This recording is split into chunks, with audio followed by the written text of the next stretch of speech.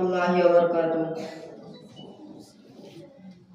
জন্ম আমার নবী যুগে হলে কেমন হতো, জন্ম আমার নবী যুগে হলে কেমন হতো,